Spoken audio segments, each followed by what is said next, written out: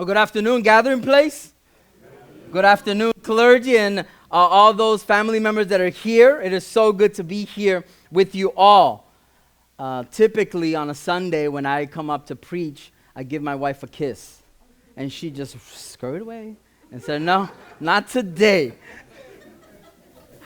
Well, to all who have gathered here today, whether family or friends, mentors, honored guests, thank you for being present for this sacred and joyful occasion. Your prayers, your encouragement, and support have helped shape Jorge and his journey in spirituality, and that's what brings us here today. Your presence today here is a reminder that ministry is not done alone, that ministry is not carried alone, but it's carried with all of you here that are present today. It's nurtured within community, and a community of faith, a community of love, and a community has been called to be together with our brother right now. We honor our Archbishop, the Most Reverend Dr. Emilio Alvarez Jr. You stand up in case I don't know who you are.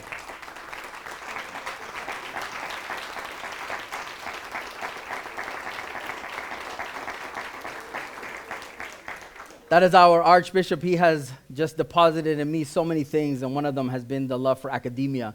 And so thank you so much for being here and the love you have for us. Next to him is our Bishop, Ronnie Eggleston, also here with us. We honor you for being here.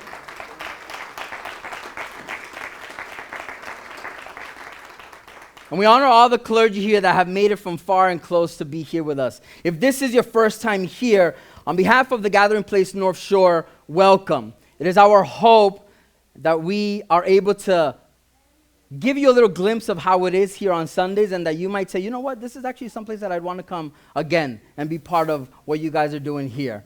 I want you to know that you are loved, that you are valued, and that you are welcome.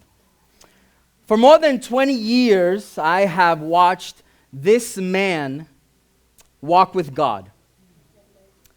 As his mentor, I have had a front row seat on his formation.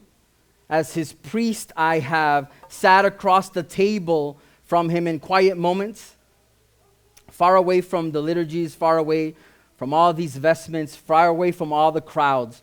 I have seen the clear days with his path, and when it's cleared out and mapped out the way that he expects it to be.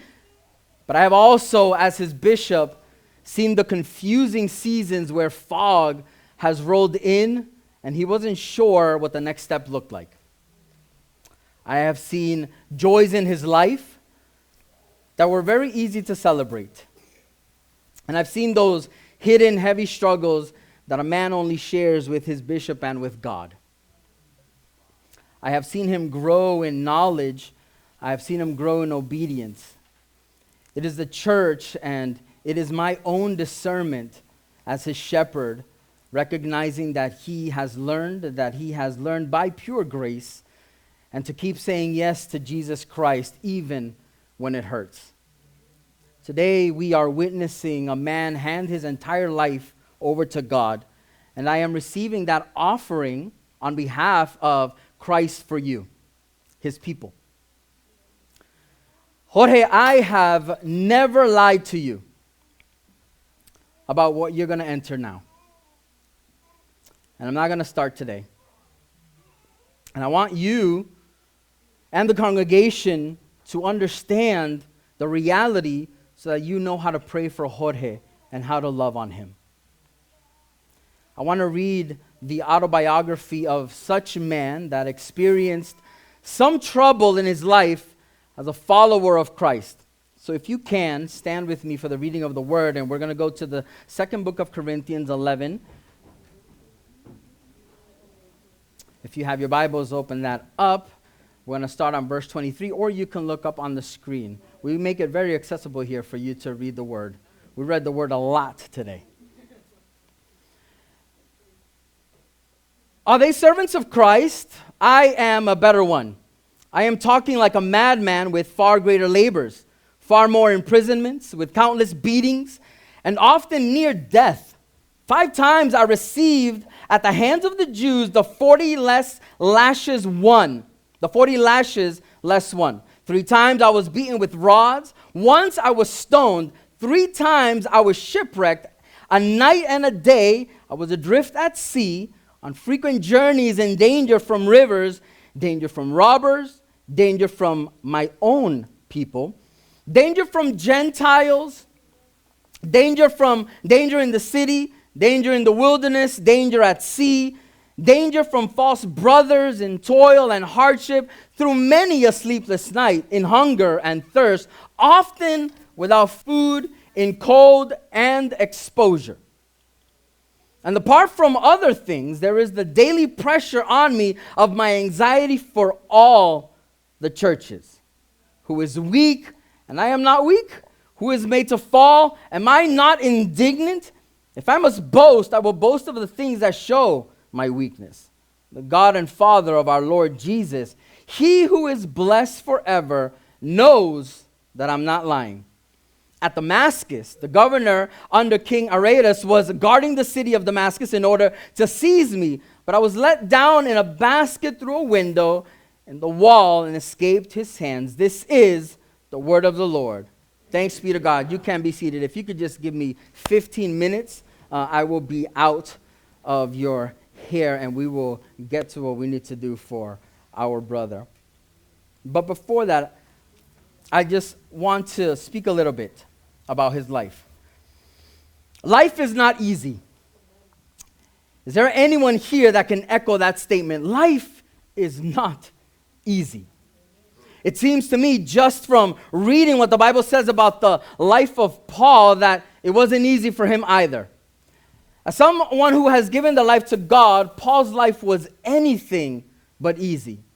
Or is there maybe someone here who can say, I never get discouraged. I never go through tough times. I never go through lack. I never go through times where I'm so confused that I don't know what to do. Someone who says, I never give up. I have never wanted to give up. I've always been encouraged. I've always been excited. I've always had good moods in the days that I live. I'm always in a chirpy mood. I'm always energized about my life, about my walk with the Lord and my prayer life. No one here can say that. We all stumble from discouragement to discouragement. We all want to quit from time to time. We all want to just stop and give up because we cannot go anymore, because we feel that we have been giving already all that we have. As this could not be more true for a person that's going into ministry. While this is what we want to say most of the time, look at what this man that went through what we just read said just a few chapters earlier in the second book of Corinthians 4:16 to 17. He said, so we do not lose heart. Though our outer self is wasting away, our inner self is being renewed day by day. For this light momentary affliction is preparing us for an eternal weight of glory beyond all comparison. My son, you will face trouble in this life. You will face trouble as a priest. Not once in a while, not just when things go wrong, but inevitably, you will go through really hard times. As your bishop, I can tell you plainly that the attrition of ministry is real. There is a physical wasting away. The sleep lost in the middle of the night, the physical exhaustion of standing at the altar when your body is begging to rest, but the people want you to preach. The sheer fatigue of carrying other people's grief makes you weak. And you hear that week after week. The weight of knowing people's deepest, darkest secrets as they confess to you. And we have a bad habit in the church of romanticizing ministry. And so people look at the lives of the saints or the apostles like they're marble statues frozen in moments of holy places. Or we look at the martyrs or the church fathers and they have all wonderful poses. We romanticize that. And we think that they've lived an easy life. But that's all fiction. The apostolic life was gritty. And it was hard. It was a grinding reality. It was experience of being pushed to the absolute edge of human endurance. It was a life described, honestly, by Paul as being afflicted in every way, perplexed and carrying the death of Jesus around in your very flesh. That isn't poetry. That's just a hard day's work in the vineyard. So the congregation here, this is the central mystery of what I am ordaining Jorge to become today. Listen carefully. Death does its work in him so that life can do its work in you. It is our daily pressure, a heavy, crushing weight of spiritual fatherhood. For him, it means loving you until it hurts, caring for families that are tearing themselves apart, and standing with you in the absolute worst moments of your life.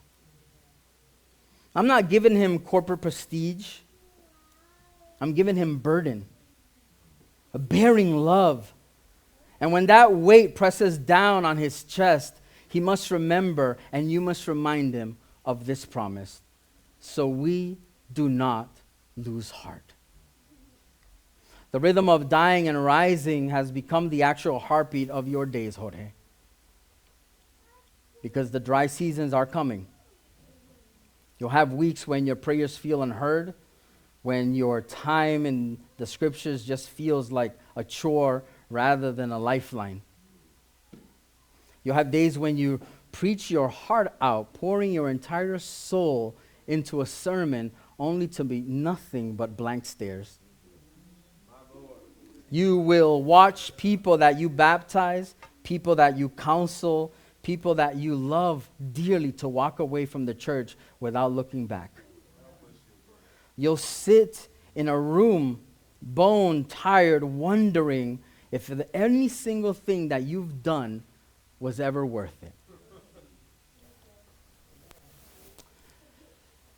And you'll be spinning your wheels in the dark, wondering what you could have done differently. You will face a unique, specific loneliness that no one else around you, not even I, will fully measure or understand. And son, if you try to survive this on your own adrenaline, or maybe your own talents, or maybe your achievements, you will burn out faster than the year is over.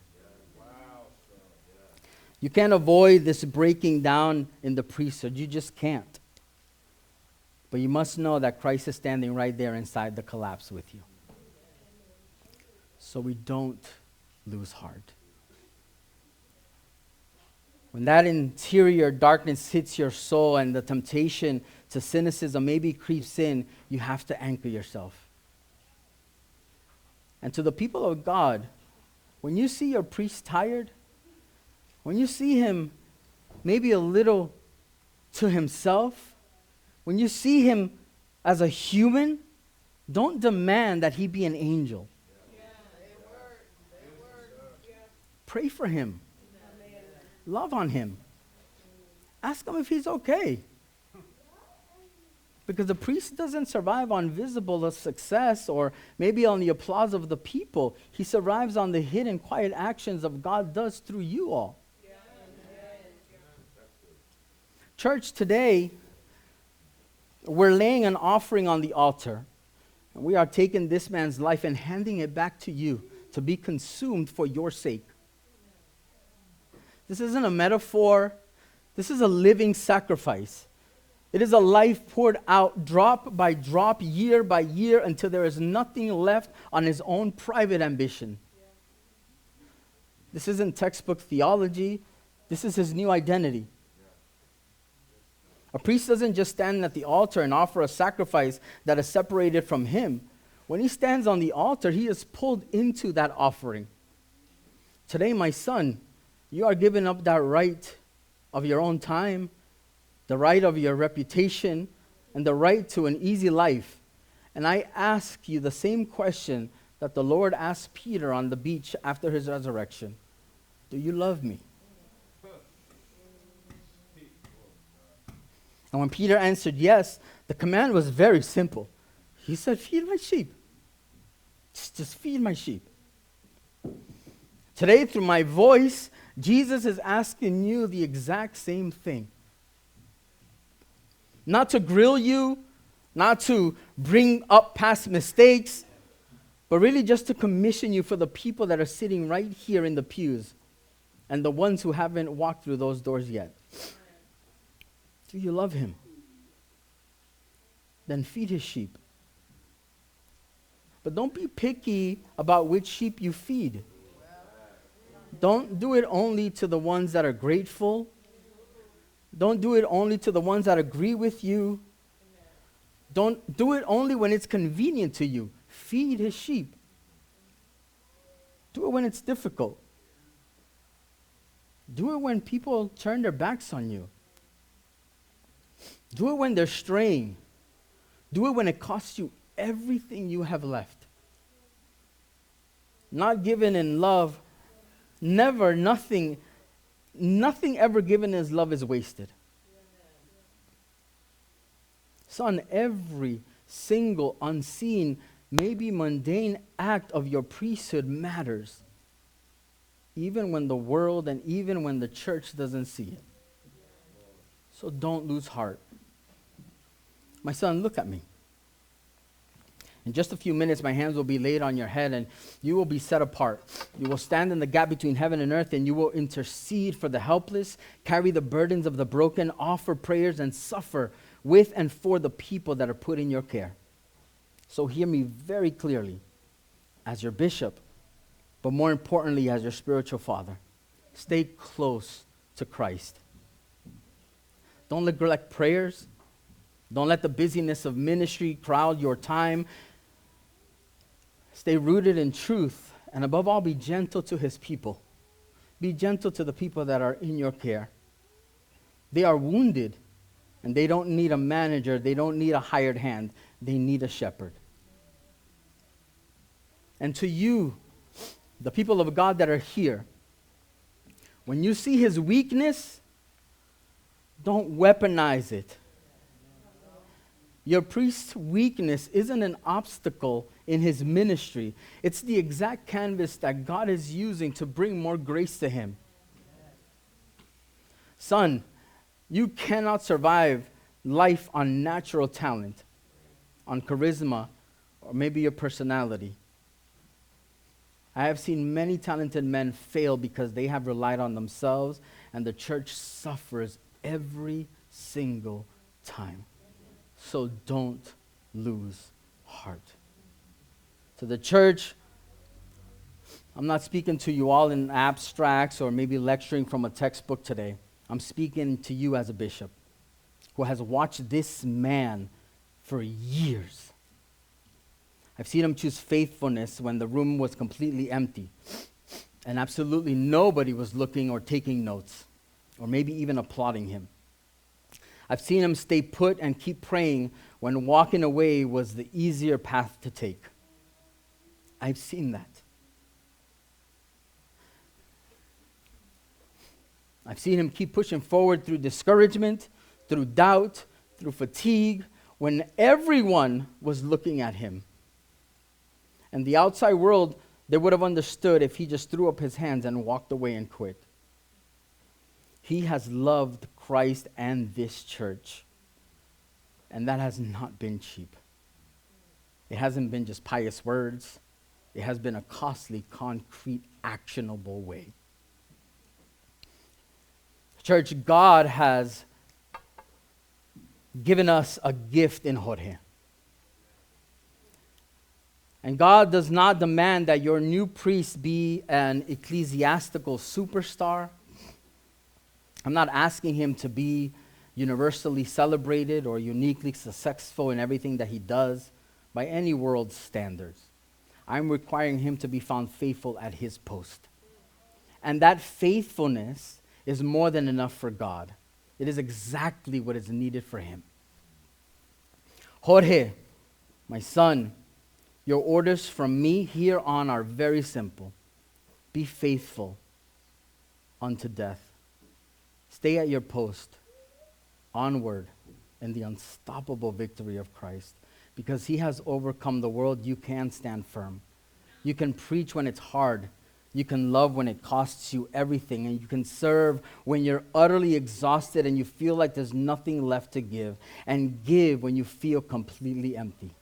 So today, as your shepherd, and as a long-time community that you have here, we will look after Father Jorge. I give deep, profound thanks to God for you, for the grace that called you out of the crowd, the grace that sustains you in trenches, and the grace that will never, ever let you go. And so, my son, my dear people of God, as we stand on the edge of this mystery that we are going to experience, we declare together, so we do not lose heart.